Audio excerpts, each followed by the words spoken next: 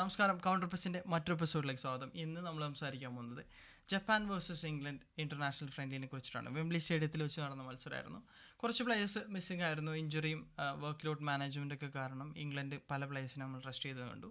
ഇത് ഗെയിം സ്റ്റേറ്റിനെ ബാധിച്ചിരുന്നോ എന്ന് ചോദിച്ചു കഴിഞ്ഞാൽ ബാധിച്ചിരുന്നു. പക്ഷേ ജപ്പാനിൽ നിന്നിട്ടും ഒട്ടും അവരുടെ നിന്ന് ക്രെഡിറ്റ്സ് എടുത്തു മാറ്റാൻ പറ്റാത്ത ഒരു തരത്തിലുള്ള പ്രകടനമാണ് ഇന്നലെ ജപ്പാനിൽ നിന്ന് നമ്മൾ കണ്ടത്. സോ അതിൻ്റെ വിശേഷങ്ങളിലേക്ക് പോകാം, അതിൻ്റെ അനാലിസിസിലേക്ക് നമ്മൾ കിടക്കാം. ഇംഗ്ലണ്ടിൻ്റെ ലൈനപ്പിലേക്ക് വരുമ്പോൾ കൺവെൻഷനൽ ആയിട്ടുള്ളൊരു 4-2-3-1 എന്നുള്ള ഷേപ്പിലാണ് അവർ അണിനിരുന്നത്.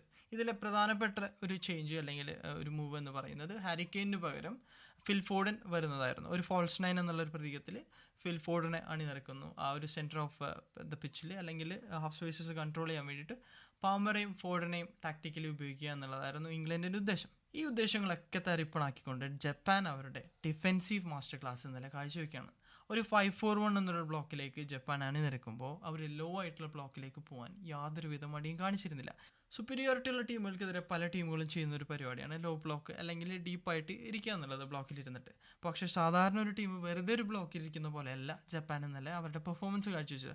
അത്രയും അഗ്രസീവായിട്ട് എല്ലാ പ്ലേയേഴ്സും അവരുടെ ഡ്യൂട്ടി ചെയ്തുകൊണ്ട് ഡിഫെൻസീവ്ലി അവർ അത്രയധികം സ്ട്രോങ് ആയിട്ട് നല്ലൊരു പെർഫോമൻസ് കാഴ്ചവെച്ചു. പ്രത്യേകിച്ച് അവർ ഇംഗ്ലണ്ടിനെ മിഡിൽ ഓഫ് ദി പിച്ചിലൂടെ പ്ലേ ചെയ്യാനായിട്ട് അനുവദിച്ചിരുന്നില്ല. ഇതിന് പ്രധാന കാരണം ആ ഒരു സെക്കൻഡ് ലൈൻ ഓഫ് ഡിഫൻസും ഫസ്റ്റ് ലൈൻ ഓഫ് ഡിഫൻസും ആയിരുന്നു. കാരണം ആ ഒരു പ്ലേയേഴ്സ് ഒരു ക്ലസ്റ്റർ ഉണ്ടാക്കുന്ന കാഴ്ച നമ്മൾ കണ്ടു മിഡിൽ ഓഫ് ദി പിച്ചിൽ. അങ്ങനെയാണ് അവർക്ക് ഈ പറയുന്ന ടേൺ ഓവേഴ്സും കൗണ്ടർ അറ്റാക്സ് ഇനീഷ്യേറ്റ് ചെയ്യാനൊക്കെ സാധിച്ചിരുന്നത്. പെട്ടെന്നൊരു മിഡ് ബ്ലോക്കിലേക്ക് പോകാനായിട്ട് ജപ്പാൻ യാതൊരുവിധ മടി ഉണ്ടായിരുന്നില്ല. ഹൈ പ്രസ് ചെയ്തിരുന്ന സാഹചര്യങ്ങളും ഉണ്ടായിരുന്നു. പക്ഷേ അത് കാൽക്കുലേറ്റഡ് റിസ്ക് എടുത്തിട്ട് ട്രിഗേഴ്സ് വരുമ്പോൾ മാത്രമായിരുന്നു അവർ ഹൈ പ്രസ് ചെയ്തിരുന്നത്. ഈ ഒരു മിഡ് ബ്ലോക്കിലേക്ക് പോകുമ്പോഴും അവരൊട്ടും പാസീവായിരുന്നില്ല. അഗ്രസീവായിട്ട് അവരുടേതായ സോണിലേക്ക് പ്ലെയേഴ്സ് വരുമ്പോൾ അല്ലെങ്കിൽ ബോൾ പ്ലേ ചെയ്യുമ്പോൾ അഗ്രസീവായിട്ട് ക്ലോസ് ഡൗൺ ചെയ്യാനായിട്ട് ജപ്പാന് സാധിച്ചിരുന്നു.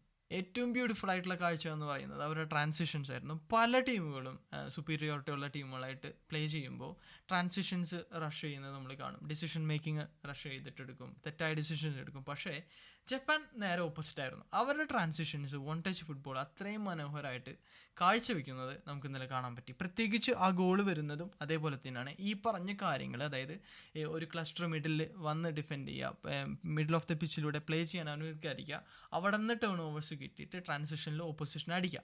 ഈ ഒരു സ്ട്രാറ്റജി കൊണ്ടാണ് അവർ ഗോൾ സ്കോർ ചെയ്യുന്നത് തന്നെ. ഇതേ ഒരു പാറ്റേൺ ഓഫ് പ്ലേ ഗെയിമിൻ്റെ തുടക്കത്തിലുണ്ടായിരുന്നു. ആ ഒരു റിപ്പീറ്റഡ് ആയിട്ടുള്ള പാറ്റേൺ അവരെന്താണ് ട്രൈ ചെയ്യുന്നതെന്ന് നമുക്ക് കാണിച്ചു തരാനായിട്ട് സാധിച്ചു. എടുത്തു പറയേണ്ട കാര്യങ്ങളുണ്ട്. ഇംഗ്ലണ്ടിൻ്റെ ഭാഗത്ത് നിന്നിട്ട് ഒരുപാട് കൺസർവേറ്റീവ് ആയിരുന്നു അവർ ഗെയിമിൻ്റെ തുടക്കത്തിൽ. ആ ഒരു റഷ് ഡിഫൻസിന് അവർ കൂടുതൽ പ്ലേയേഴ്സിനെ കൊടുക്കുന്നുണ്ടായിരുന്നു, ആ ഒരു സെക്യൂരിറ്റി കൊടുക്കാൻ വേണ്ടിയിട്ട്. പക്ഷേ എന്നിരുന്നാൽ ആദ്യത്തെ ഗോൾ കൺസീഡ് ചെയ്തതിന് ശേഷം അവർ അതിൻ്റേതായ വ്യത്യാസങ്ങൾ വരുത്തുകയും ചെയ്തു. ഫുൾ ബാക്സിനെ കുറച്ചുകൂടെ മുകളിലേക്ക് പുഷ് ചെയ്യാൻ ശ്രമിച്ചു.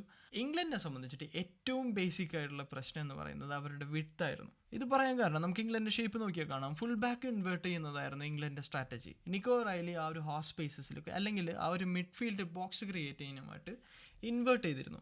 ഇത് ടെക്നിക്കലി ഒരു വിങ്ങർക്ക് ആ വിങ്ങർ വിഡ്ത്ത് പ്രൊവൈഡ് ചെയ്യുകയാണെങ്കിൽ ഐസൊലേഷൻസ് പിടിച്ചു കൊടുക്കാൻ സാധ്യത വരുത്തേണ്ടതാണ്. പക്ഷേ ഗോർഡൻ്റെ പൊസിഷനിങ് നോക്കി കാണാം, പലപ്പോഴും ഗോർഡൻ ഒരുപാട് ഇൻസൈഡ് ആയിരുന്നു. ആ ഒരു ഇൻസൈഡ് ചാനലിൽ ഒരേ വെർട്ടിക്കൽ പാസിംഗ് ലൈനിൽ ഫുൾ ബാക്കും വിങ്ങറും വരുമ്പോൾ ഇംഗ്ലണ്ടിന് വിഡ്ത്ത് ഇല്ലാത്ത അവസ്ഥയിലേക്ക് എത്തിപ്പെട്ടു.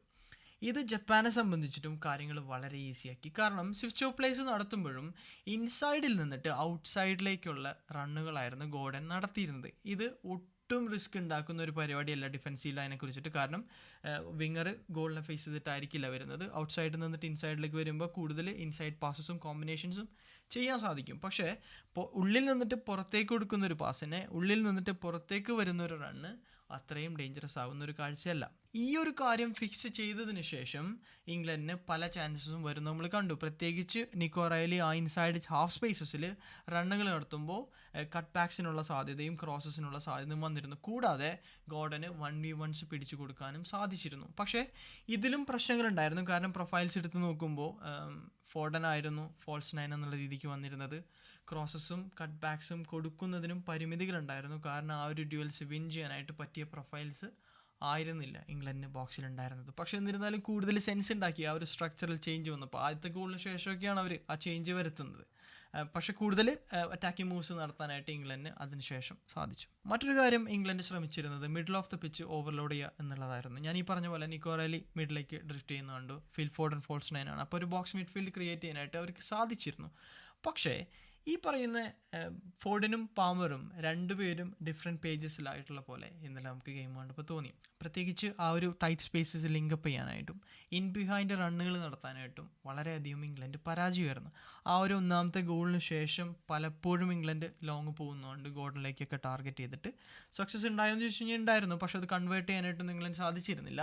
കാരണം പലപ്പോഴും ആ ഒരു മൂവ്മെൻറ്റ് പാമറിൻ്റെയും ഫോർഡിൻ്റെയും സെയിം ലൈൻ ഓഫ് സ്പേസിലായിരുന്നു. ആ ഒരു മൂവ്മെൻറ്റ് ഓൾട്ടർനേറ്റ് ടൈമിങ്സിലല്ലാതെ സെയിം ടൈമിലേക്ക് നടത്തുമ്പോൾ ഡിഫൻഡേഴ്സിന് ക്ലോസ് ഡൗൺ ചെയ്യാനായിട്ട് അത് എളുപ്പമാവും. രണ്ടുപേരും ഡിഫറെൻറ്റ് ടൈമിൽ റണ്ണുകൾ നടത്തുകയും ഒരാൾ ഡ്രോപ്പിൻ ചെയ്യും, മറ്റൊരാൾ ഇൻ ബിഹൈൻഡ് റണ്ണുകൾ നടത്തുകയും അപ്പ് ബാക്ക് ആൻഡ് ത്രൂ ഒക്കെ കളിക്കാൻ പറ്റുന്ന ഒരു സാഹചര്യങ്ങൾ കണ്ടെത്താൻ പറ്റുന്നതാണ് ആ ടൈറ്റ് സ്പേസസിൽ ഫോൾസ് നയനെ കൊണ്ട് വരുന്ന ഉപയോഗം. പക്ഷേ ഇത് പ്രയോജനപ്പെടുത്താനായിട്ട് ഇംഗ്ലണ്ടിന് സാധിച്ചിരുന്നില്ല. അതിന് എക്സ്ട്രാ ആയിട്ടുള്ള കാരണം കൂടിയുണ്ട്. കാരണം അത്രയും ക്രൗഡഡ് ആയിരുന്നു ആ വീട്ടിൽ. എത്രത്തോളം ഇംഗ്ലണ്ട് ജപ്പാനെ ഓവർലോഡ് ചെയ്യാൻ ശ്രമിക്കുമ്പോഴും ജപ്പാൻ അത്രത്തോളം കോമ്പാക്റ്റ് ആയിട്ട് ടൈറ്റ് സ്പേസസിൽ നല്ല രീതിക്ക് ഡിഫെൻഡ് ചെയ്തിരുന്നു. അപ്പോൾ ഇങ്ങനെ ഒരു രീതിക്ക് മിഡിൽ ഇത്രയധികം പ്രൊട്ടക്ട് ചെയ്തിട്ട് ഓപ്പോസിഷൻ കളിക്കുമ്പോൾ ഏറ്റവും ബുദ്ധിപരമായിട്ടുള്ള നീക്കം എന്ന് പറയുന്നത് സ്വിച്ച് ഓഫ് പ്ലേസ് ആണ്. പക്ഷേ സ്വിച്ച് ഓഫ് പ്ലേസ് നടത്താനായാൽ പോലും ഇംഗ്ലണ്ട് നേരത്തെ ഞാൻ ഈ പറഞ്ഞ പോലെ ഒരുപാട് നാരോ ആയിരുന്നു. വിഡ്ത്തില്ലാതെ വരുമ്പോൾ സ്വിച്ച് ഓഫ് പ്ലേസ് എഫക്റ്റീവ് ആവില്ല.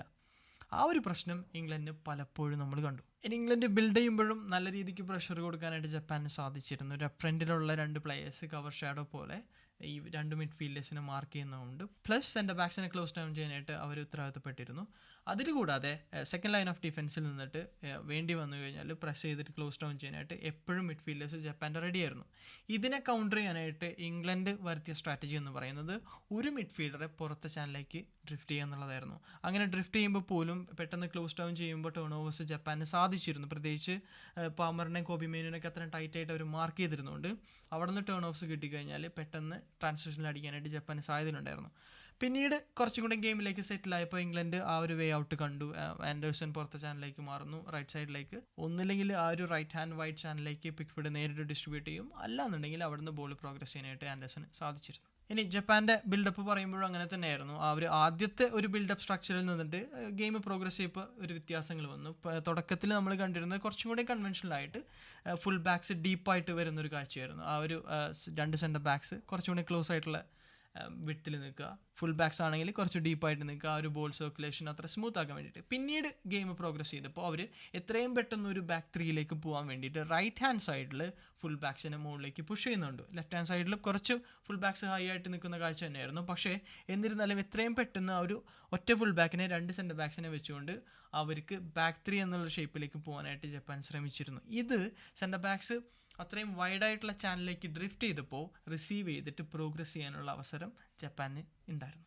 സ്കോർ ചെയ്ത ഏക ഗോളിലേക്ക് വരുമ്പോൾ ജപ്പാൻ തങ്ങളുടെ സ്ട്രാറ്റജി കറക്റ്റായിട്ട് ഇംപ്ലിമെൻറ്റ് ചെയ്ത പോലെയാണ് നമുക്ക് തോന്നിയത്. കാരണം അതേ സെയിം പാറ്റേൺ ഓഫ് പ്ലേ ഗെയിമിൻ്റെ തുടക്കത്തിലും കാണാൻ സാധിച്ചിരുന്നു. ഈ മിഡിൽ പ്രൊട്ടക്റ്റ് ചെയ്യുന്ന രീതിയും ക്ലസ്റ്റർ ഓഫ് പ്ലേയേഴ്സ് ഈ ബോൾ ക്യാരിയറിനെ അല്ലെങ്കിൽ പ്രോഗ്രസറിനെ സ്വംപ് ചെയ്തിട്ട് അവിടെ നിന്നൊരു ടേൺ ഓവർ വരുന്നു. പിന്നീട് ജപ്പാൻ ആ ബോൾ പ്രോഗ്രസ് ചെയ്തിട്ട് അതൊരു ഗോളിൽ അവസാനിക്കുകയാണ്. ആ പ്രോഗ്രസ് ചെയ്യുന്ന രീതിയും അത്ര മനോഹരമായിരുന്നു. വൺ ടച്ച് ഫുട്ബോൾ അങ്ങനെ കമ്പൈൻ ചെയ്തിട്ട് ആ ഒരു ഡിഫൻസിനെ സ്പ്ലിറ്റ് ചെയ്യുന്നൊരു കേൾ ചെയ്തിട്ടുള്ള പാസും കൊടുത്തിട്ട് നേരെ പ്രോഗ്രസ് ചെയ്തിട്ടാണ് ജപ്പാൻ അത് ഫിനിഷ് ചെയ്യുന്നത്. ഇംഗ്ലണ്ടിനെ സംബന്ധിച്ചിട്ട് ആ ഒരു റിക്കവറി റൺ അത്രയും ക്വിക്ക് ആവണമായിരുന്നു. കാരണം ആ ഒരു ഫൈനൽ പാസ് പ്ലേ ചെയ്യാനുള്ള സ്പേസ് അനുവദിക്കാൻ പാടില്ലാത്തതാണ്. സെക്കൻഡ് ലൈൻ ഓഫ് ഡിഫൻസ് വന്നിട്ട് ആ ഒരു in between the lines gap close ചെയ്യണം. അതുമാത്രമല്ല റൈറ്റ് ആയിട്ടുള്ള ബോഡി ഷേപ്പ് ഉണ്ടെങ്കിൽ ക്ലിയറൻസിനും സ്കാനിങ്ങിനും അത് സഹായിച്ചാണ്. പക്ഷേ ഇതൊന്നും ചെയ്യാനായിട്ട് ഇംഗ്ലണ്ടിന് സാധിക്കുന്നില്ല. മിട്ടോമ അത്രയും അടിപൊളിയായിട്ട് ആ ബോൾ ഫിനിഷ് ചെയ്യുന്നുണ്ട്. അങ്ങനെ ലീഡ് എടുത്തുകൊണ്ട് പിന്നീട് ആ ലീഡ് പ്രൊട്ടക്ട് ചെയ്യാനായിട്ട് ജപ്പാൻ എല്ലാവിധ കാര്യങ്ങളും ചെയ്യാണ്. അത്രമേൽ എടുത്തു പറയാൻ പറ്റുന്ന ചാൻസസ് ഒന്നും ഇംഗ്ലണ്ടിന് ഉണ്ടായിട്ടില്ല. ചാൻസസ് ഉണ്ടായിരുന്നു, എക്സ്ചേഞ്ച് ഉണ്ടായിരുന്നു. പക്ഷെ എന്നിരുന്നാൽ പോലും ആ ഒരു ലീഡ് പ്രൊട്ടക്ട് ചെയ്യാനായിട്ട് ഒരു ലോ ബ്ലോക്കിൽ ഇരിക്കുന്ന ടീമുകൾ നേരിടുന്ന ചാൻസ് ക്രിയേഷൻസേ ജപ്പാൻ ഇന്നലെ നേരിട്ടിട്ടുള്ളൂ. സെക്കൻഡ് ഹാഫിലേക്ക് വരുമ്പോൾ കുറച്ചും കൂടി ഒരു ഡിഫറെൻ്റ് ആയിട്ടുള്ള അപ്രോച്ച് ആയിട്ടാണ് ഇംഗ്ലണ്ട് വന്നത്. ചെയ്യാൻ ശ്രമിച്ചത് എന്തായിരുന്നു വെച്ച് കഴിഞ്ഞാൽ പുറത്തേക്കുള്ള ചാനലിലേക്ക് ഇംഗ്ലണ്ടിൻ്റെ പ്ലേയേഴ്സിനെ ഡ്രിഫ്റ്റ് ഔട്ട് ചെയ്യിപ്പിക്കുക എന്നുള്ളതായിരുന്നു. ഇങ്ങനെ ഡ്രിഫ്റ്റ് ഔട്ട് ചെയ്യുമ്പോൾ ജപ്പാൻ്റെ മിഡിലിൽ പ്രൊട്ടക്റ്റ് ചെയ്യുന്ന പ്ലേയേഴ്സിന് പുറത്തേക്ക് വരാനായിട്ട് ഫോഴ്സ് ചെയ്യപ്പെടും. ഇത് സെൻറ്റർ ഓഫ് ദ പിച്ചിൽ കൂടുതൽ സ്പേസ് ക്രിയേറ്റ് ചെയ്യപ്പെടും. അവിടെ നിന്ന് പ്ലേ ഡിക്റ്റേറ്റ് ചെയ്യാനായിട്ട് കുറച്ചുകൂടി എളുപ്പവും. പക്ഷേ ഇതിനൊന്നും കൺവേർട്ട് ചെയ്യാനായിട്ട് ഇംഗ്ലണ്ടിന് സാധിച്ചിരുന്നില്ല. അതിനാൽ 1-0 എന്നുള്ള സ്കോർ ലൈനിൽ ഇംഗ്ലണ്ടിനെ പരാജയപ്പെടുത്തിയിട്ട് ജപ്പാൻ ഗെയിം സീൽ ചെയ്യുന്ന കാഴ്ച നമ്മൾ കണ്ടു. അപ്പോൾ ഇതായിരുന്നു മത്സരത്തിൻ്റെ വിശേഷങ്ങൾ. ഇംഗ്ലണ്ടിൻ്റെ ഫാൻസ് കാണുന്നുണ്ടെങ്കിൽ ഇതൊരു ഫ്രണ്ട്ലി ആയിട്ട് മാത്രം കാണേണ്ട ആവശ്യമുള്ളൂ. കാരണം പല പ്ലേയേഴ്സ് മിസ്സിംഗ് ആയിരുന്നു. പല കാര്യങ്ങളും കോച്ച് അവരുടെ ടാക്ടിക്കൽ ആസ്പെക്ട്സിൽ നിന്നിട്ട് ട്രൈ ചെയ്യുന്നുണ്ടാവാം. ഒരുപാട് ഉത്തരങ്ങൾ ഇനിയും കോച്ചിന് തന്നെ കിട്ടേണ്ടതായിട്ടുണ്ടാവും വേൾഡ് കപ്പിൻ്റെ പ്രിപ്പറേഷന് വേണ്ടിയിട്ട്. സോ അൺഫോർച്ചുനേറ്റ്ലി 1-0 തോൽവി വഴങ്ങേണ്ടി വന്നു. പക്ഷേ ഇംഗ്ലണ്ടൊക്കെ അത്രയും നല്ല സ്ക്വാഡുള്ള അത്രയും നല്ലൊരു ടീമാണ്. വേൾഡ് കപ്പിലൊക്കെ നല്ല പ്രതീക്ഷ നമുക്ക് ഉള്ളൊരു നേഷൻ കൂടിയാണ്. സോ എല്ലാവിധ ആശംസകളും നമ്മൾ വിശ്വസിച്ചുകൊണ്ട് അടുത്ത ഒരു വീഡിയോ ആയിട്ട് കാണുന്നവരെ താങ്ക് യു.